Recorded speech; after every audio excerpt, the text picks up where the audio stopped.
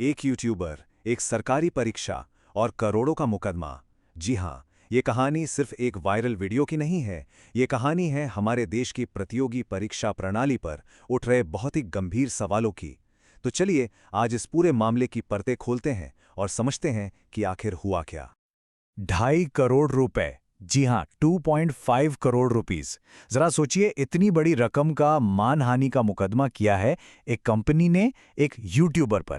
ये रकम इतनी ज्यादा है कि दिमाग में सबसे पहला सवाल यही आता है कि भाई, एक वीडियो बनाने पर किसी पर इतना बड़ा केस कैसे हो सकता है, और वो भी तब जब वीडियो एक सरकारी परीक्षा से जुड़े कुछ सवाल उठा रहा हो। तो चलिए इसी सवाल का जवाब ढूंढते हैं और इस पूरे मामले की तह तक जाते हैं। तो सबसे पहले ये जानते हैं कि आखिर ये करोड़ों की कानूनी लड़ाई किन दो पक्षों के बीच चल रही है। देखिए, एक तरफ है जाने माने यूट्यूबर और सोशल कमेंटेटर नीतीश राजपूत, और उनके सामने है एडुक्विटी टेक्नोलॉजीज प्राइवेट लिमिटेड। अब ये वो कंपनी है जो स्टाफ सिलेक्शन कमीशन यानी कि एसएससी की परीक्षाएं कराती है। तो एडुक्विटी टेक्नोलॉजीज का कहना बिल्कुल साफ है। उनका आरोप है कि नीतीश राजपूत ने जो वीडियो बनाया उसमें भ्रामक मतलब मिसलीडिंग जानकारी है, और इस वीडियो की वजह से उनकी कंपनी की इमेज को, उनकी साख को बहुत बड़ा नुकसान हुआ है। और बस यही वजह है कि उन्होंने ये करोड़ों का मुकदमा दायर किया है। लेकिन दूसरी तरफ नीतीश राजपूत का अपना एक पक्ष है। उनका डिफेंस यह है कि भाई, उन्होंने जो भी एनालिसिस किया वो वेरीफाइड पब्लिक रिकॉर्ड्स के आधार पर किया है, मतलब सब कुछ पब्लिक डोमेन में है। वो कहते हैं कि वो तो सिर्फ उन हजारों लाखों कैंडिडेट्स की चिंताओं को आवाज दे रहे थे जो इस सिस्टम से परेशान हैं। तो अब सवाल ये उठता है कि भाई, उस वीडियो में आखिर था क्या? ऐसा क्या कह दिया नीतीश राजपूत ने कि इतना बड़ा बवाल खड़ा हो गया? क्या थे वो आरोप? देखिए, वीडियो का जो मेन फोकस था वो था एसएससी की टेंडरिंग प्रोसेस पर, मतलब वो तरीका जिससे परीक्षा कराने के लिए कंपनी को चुना जाता है।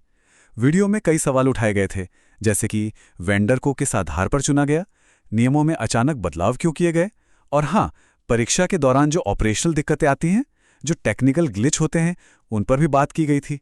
ये सब मिलकर पूरी एग्जाम की ईमानदारी पर ही सवाल खड़ा कर देते हैं।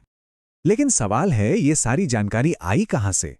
क्या ये सिर्फ हवा में की गई बातें थी? नहीं, इसका जवाब है आरटीआई, यानी राइट टू इन्फॉर्मेशन, सूचना का अधिकार। हम सब जानते हैं, ये एक बहुत ही पावरफुल कानून है जो हर भारतीय नागरिक को ये हक देता है कि वो किसी भी सरकारी विभाग से जानकारी मांग सके।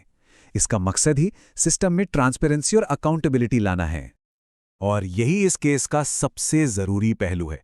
नीतीश राजपूत के वीडियो में जो भी दावे किए गए वो आरटीआई से मिले जवाबों और दूसरे पब्लिक डॉक्यूमेंट्स पर आधारित थे। मतलब ये सिर्फ उनकी अपनी कोई राय या ओपिनियन नहीं था, बल्कि ऑफिशियल रिकॉर्ड्स पर बेस्ड एक पूरा एनालिसिस था। तो बस इसके बाद मामला सोशल मीडिया से निकलकर सीधा पहुंच गया कोर्ट में। अब देखते हैं कि अदालत में दोनों पक्षों के बीच क्या-क्या तर्क रखे जा रहे हैं। एक तरफ है एडुक्विटी टेक्नोलॉजीज, जिसका कहना है कि ये वीडियो मानहानिकारक है, उनकी रेपुटेशन को खराब करता है। और दूसरी तरफ है नीतीश राजपूत, जिनका पक्ष एकदम क्लियर है कि उनका कंटेंट पब्लिक रिकॉर्ड्स पर बेस्ड एक फेयर एनालिसिस है और ये जनहित में यानी पब्लिक इंटरेस्ट में है। तो अपनी शिकायत में एडुक्विटी ने दो मुख्य मांगे रखी हैं। एक तो उन्हें पैसों का मुआवजा चाहिए, और दूसरा वो चाहते हैं कि इस वीडियो को इंटरनेट से पूरी तरह हटा दिया जाए। लेकिन ये लड़ाई अब सिर्फ एक यूट्यूबर और एक कंपनी के बीच की नहीं रह गई है। बिल्कुल नहीं। इसकी गूंज अब उन लाखों स्टूडेंट्स तक पहुंच रही है जो सालों से एक साफ सुथरी ट्रांसपेरेंट एग्जाम सिस्टम की मांग कर रहे हैं। सही मायनों में ये केस उन लाखों सरकारी नौकरी के एस्पिरेंट्स के लिए एक रैलिंग पॉइंट बन गया है। जो लोग सालों से एग्जाम सिस्टम की गड़बड़ियों से परेशान थे, उन्हें अब लग रहा है कि कोई तो है जो उनकी आवाज उठा रहा है। और आखिर ये स्टूडेंट्स किन दिक्कतों का सामना करते हैं? अरे, लिस्ट बहुत लंबी है।